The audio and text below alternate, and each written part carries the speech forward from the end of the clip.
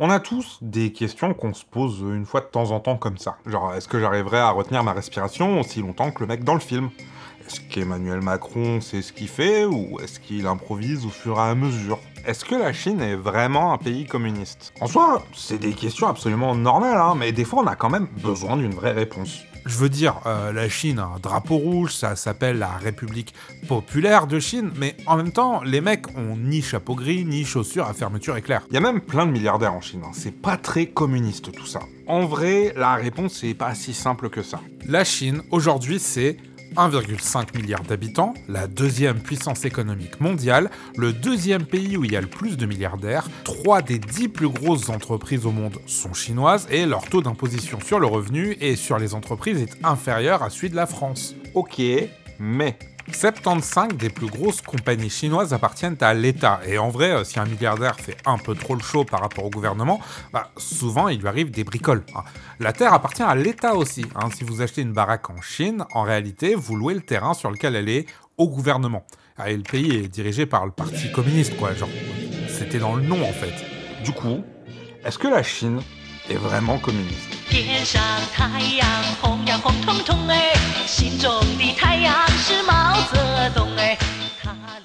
Alors, tout ce que j'ai cité dans l'intro, là, en fait, ça a un nom.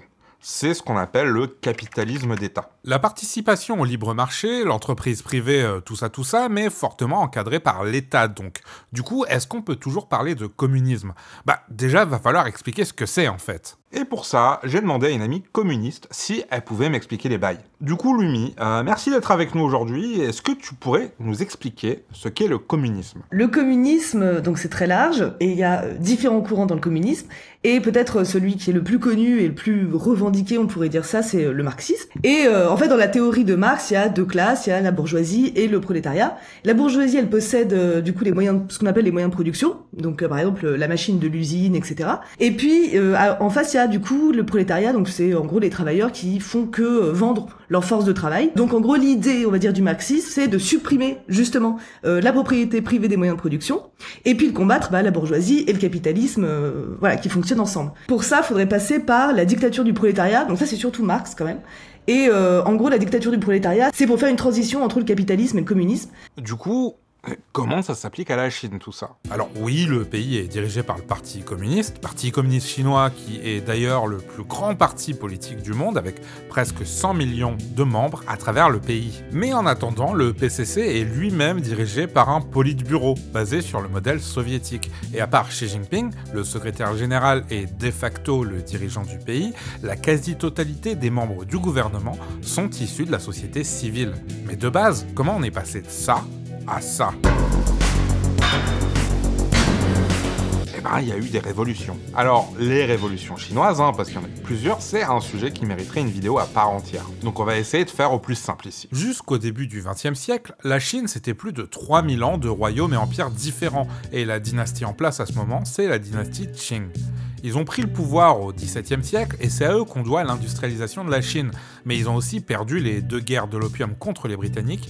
Dans la foulée, ils ont aussi dû leur céder Hong Kong et les îles autour. Ils ont dû payer des indemnités complètement abusées à la Compagnie britannique des Indes orientales et en plus de tout ça, ils ont aussi perdu la guerre contre les Japonais, ce qui leur a fait perdre une partie du territoire chinois au profit des Russes. Posez pas de questions, c'est pas moi qui fais les règles.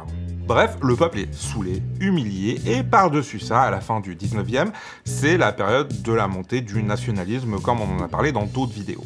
Allez les voir. Donc, dans cette logique, il y a plein de groupes qui se montent pour réclamer qu'on rende sa grandeur à la Chine. Make China great again. Tout ça mis ensemble, c'est une bonne recette pour la révolution. Et c'est ce qui va se passer. La dynastie Qing est renversée et la République chinoise est née. Mais c'est quoi le rapport avec le communisme? Alors, on y vient. Un peu de patience. Les premières années de la Nouvelle République se passent pas de ouf bien. Le pays est divisé, d'ailleurs cette période est plus connue comme la période des seigneurs de guerre. Pour la faire courte, il y a eu un coup d'état, une révolution et c'est le turbosbul. Le nouveau parti au pouvoir, le Kuomintang, s'est formé en catastrophe et a pas vraiment la main sur le pays. Du coup, des gars avec leurs métis perso vont commencer à prendre le pouvoir dans les différentes provinces et faire leur vie comme ils veulent en fait. Et en parallèle de ces seigneurs de guerre, il y a un autre truc qui va commencer à les briser au KMT, c'est le communisme. Le communisme, c'est un peu l'idéologie à la mode au début du XXe siècle. Tout le monde crève la dalle, les gens sont exploités par l'industrialisation récente, et d'un coup, on te balance un truc qui promet l'égalité pour tous. Perso, je suis un ouvrier en 1915, j'achète. Mais ça prend pas tout de suite. Au premier congrès du Parti communiste chinois, en 1921, il y a genre même pas 15 personnes, dont un russe, et aussi un boug absolument inconnu à l'époque, un certain Mao Zedong. Bref, le Parti communiste chinois gagne en popularité, gagne de plus en plus de membres dans le pays, et finit par s'allier au KMT pour se débarrasser des seigneurs de guerre et unifier le pays. Mais le chef du KMT meurt et est remplacé par Chiang Kai-shek, qui se revendique clairement anticommuniste. Dès qu'ils ont réussi à se débarrasser des seigneurs de guerre, ils se retournent contre le PCC et ça vire à la guerre civile. Les communistes vont petit à petit perdre du terrain et une partie d'entre eux, dirigée par notre gars Mao, va se planquer dans les montagnes au nord. Avec l'aide des paysans locaux, ils vont faire la guérilla au KMT jusqu'au début de la Seconde Guerre mondiale. Les Japonais reviennent et prennent une partie du nord-est de la Chine à un KMT désorganisé et rincé de traquer les cocos. Mais les cocos, ça fait des années en fait qu'ils sont planqués dans la montagne à faire péter des trucs pour faire chier le KMT. Les Japonais, ça leur change pas grand-chose en vrai. Du coup, maintenant, ils font la guérilla à l'armée japonaise et forcément, ça leur fait gagner en popularité dans le pays. À la sortie de la guerre, l'URSS va vite soutenir le KMT parce que Mao est un peu trop vénère, mais quand Chiang Kai-shek va aller demander de l'aide aux États-Unis, les soviétiques vont se dire que c'est peut-être pas un si bon bail que ça. Ils vont filer au PCC les armes et les tanks qu'ils ont pris à l'armée japonaise pendant la guerre. La Seconde Guerre mondiale est à peine finie que la Chine vit sa troisième guerre civile en moins de 40 ans. Mais ce coup-ci, après presque 4 ans, les nationalistes se font rouler dessus et sont obligés de fuir à Taïwan. Le 1er octobre 1949, la République populaire de Chine est née. Désolé, c'était long, mais imaginez que ça, c'est la version ultra abrégée max. À partir de là, Mao va diriger le pays et le réorganiser sur un modèle communiste. Collectivisation, expropriation des grands propriétaires terriens, nationalisation des grandes entreprises et tutti frutti.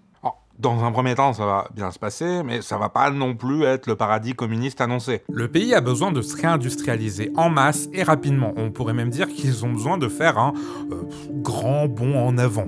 Du moins, c'est ce qu'a décidé Mao pour relancer l'économie du pays à la fin des années 1950. Le Parti communiste va échanger à l'URSS une partie de ses réserves de grains contre des machines industrielles. Mais les Chinois ont quand même besoin de graille en fait.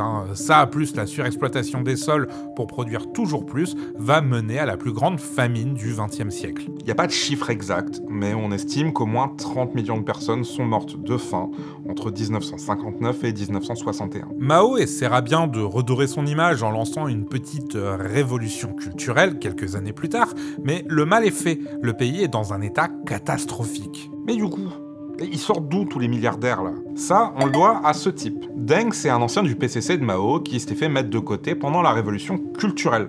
Il avait tout doucement commencé à revenir, et à la mort de Mao, il a carrément pris la tête du pays. Déjà, il va faire reconnaître que le grand bond en avant et la révolution culturelle, c'était peut-être pas ouf. Mais Deng, on le connaît surtout pour la réforme économique chinoise. Concrètement, ce qu'a fait le gouvernement chinois n'a pas vraiment fonctionné et il y a besoin de changer des trucs.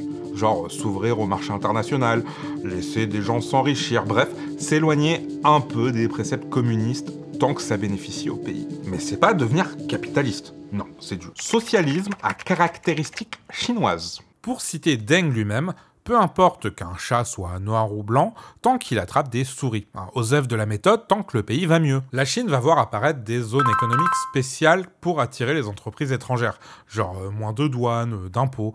On va aussi réformer l'agriculture, l'industrie, bref, tout. Est-ce que ça a marché? Depuis la mort de Mao Zedong, le pays a multiplié son PIB par tout ça là. Du coup, oui, on peut dire que ça a marché. Tout ça grâce au socialisme à caractéristiques chinoises, donc. Mais pourquoi pas communisme? Alors, on l'a dit il y a un moment, le projet principal du communisme, c'est la dictature du prolétariat.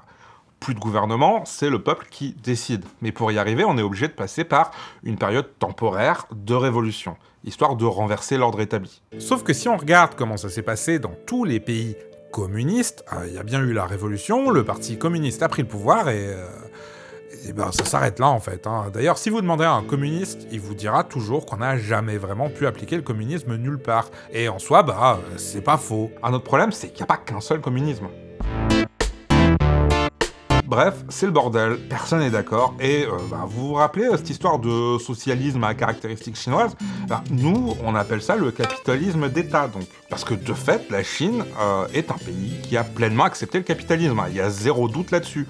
Mais c'est un capitalisme qui est totalement contrôlé par l'État. Même les milliardaires, là. Ça, c'est Jack Ma, par exemple, la 50e personne la plus riche du monde. C'est le fondateur du groupe Alibaba, auquel appartient AliExpress, par exemple.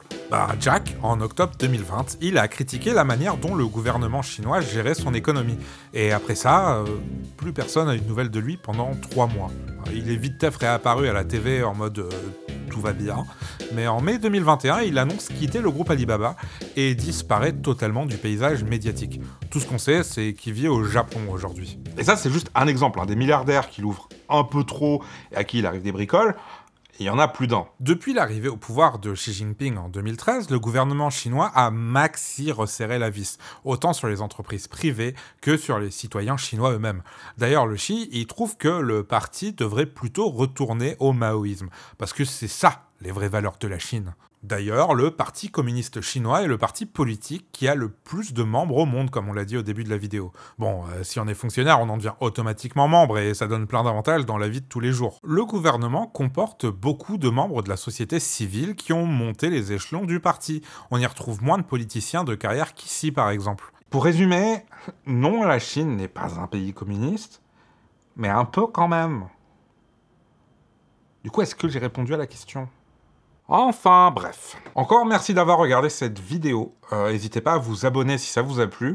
Et si vous voulez soutenir la chaîne et notre travail, parce que je suis pas tout seul derrière tout ça, on a un Patreon. Le lien est dans la description et peut-être quelque part à l'écran, je ne sais pas encore.